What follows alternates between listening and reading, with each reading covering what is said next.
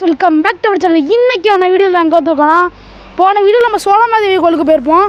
இன்றைக்கி நம்ம எங்கே வந்திருக்கோன்னா, புதுக்கோட்டை மாவட்டம் கீரனூரில் தேரடி வீடின்னு ஒரு பகுதியில் இருக்கிற ஒரு சிவன் கோயில்.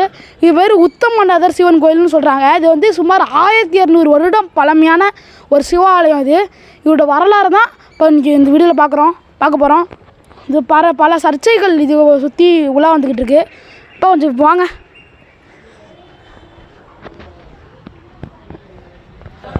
இதுதான் அந்த கோயில். அந்த கோயிலோட வாயில் கோபுரம் பாருங்கள். இங்கே 12க்கும் மேற்பட்ட கல்வெட்டுகள் இருக்குது. வாங்க.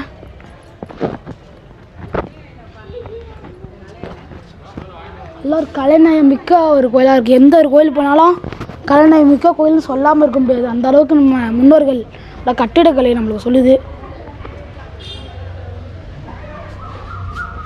இந்த வழியாக இந்த கோயிலுக்கு யார் கட்டினான்னு சொல்லிட்டு சரியான வரலாறு இல்லைங்க. இவ்வளோ சொல்லியிருப்பேன், எந்த மன்னர் கட்டான்னு சொல்லியிருக்க மாட்டேன். ஏன்னா இந்த கோயில் சரியான இது இல்லை.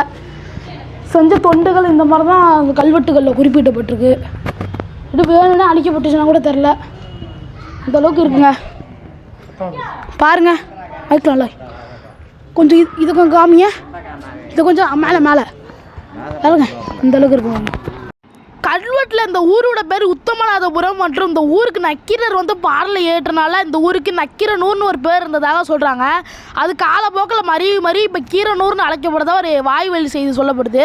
அது மட்டும் இல்லாமல் இந்த கோயிலோட வரலாறு என்னன்னு சொல்கிறாங்கன்னா, ஸ்தல வரலாறுன்னு சொல்லுவாங்களோ. அது என்ன சொல்கிறாங்கன்னா, இந்த கோயில் இருக்கிற இடத்துல ஒரு முனிவர் தவம் செஞ்சு வந்ததாகவும், அந்த முனிவரோட தவத்தை கெடுக்கிற மாதிரி ஒரு அரசர் வேட்டைக்கு போகிறப்ப அந்த அரசரோட வில்லு வந்து இங்கே பட்டு அவர் பக்கத்தில் பட்டனால தவம் கலந்ததுனால இதுக்கு பிராச்சித்தமாக ஒரு கோயில் கட்டித்தான்னு சொன்னதுனால அவர் கோயில் கட்டினதா தான் இந்த உத்தமநாதர் கோயில்னு சொல்கிறாங்க. இதுக்கு சாட்சியாக ஒரு கல்வெட்டு செய்தி எதுவுமே இல்லைங்க. இது வந்து ஒரு பொய்யான கருத்து, இது வரலாற்றை மறைக்கிறாங்கன்னு ஒரு மக்கள் சொல்கிறாங்க. இங்கே எதுவும் உண்மைன்னு தெரில. அதனால தான் இந்த வீடியோவில் நான் ஸ்டார்டிங்கில் சொன்னேன், பல சர்ச்சைகளை நிறைஞ்ச அந்த கோயில், சர்ச்சைகளோட உள்ளடக்கிய கோயில்னு சொன்னேன்.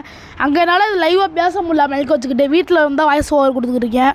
ஏன்னா அங்கே இருக்கிற ஐயர்கள்லாம் மறுநாள் சொன்னாங்க, என்னடா நம்மளுக்கு முரணான கருத்துக்களை சொல்கிறானே அப்படின்னு தப்பாக நடப்பாங்க. அதனால தான் அங்கே சொல்ல முடியல சரியாக. இந்த கோயிலில் யாரோட கல்வெட்டு இருக்குன்னு சொல்ல தெரியுமா உங்களுக்கு? இங்கே 2ஆம் ராஜராஜ சோழனோட கல்வெட்டம், 3ஆம் குலோத்துங்க சோழனோட கல்வெட்டம், விஜயநகர அரசர்களோட கல்வெட்டம் நிறையா காணப்படுது. 1ஆம் குலோத்துங்க சோழன் இருக்கார்ல, அவரோட 8ஆம் ஆண்டு கல்வெட்டில் அரசனின் நலனுக்காக திருமுகப்பட்டி அப்படின்னு ஒரு ஊரை பரிசாக கொடுத்ததை வந்து பதிவு செய்கிறது இந்த கல்வெட்டு. நம்ம அடுத்து இந்த 1ஆம் குலோத்துங்க சோழனோட 24வது ஆட்சி ஆண்டு கல்வெட்டில் என்ன சொல்கிறாங்கன்னா, மறுபடியும் என்ன சொல்கிறாங்கன்னா, கிராம மக்கள் வழங்கிய ஏரி, கிணறு, மரங்கள், அதுக்கப்புறம் சூளக்கல் உள்ளடக்கிய நிலம்.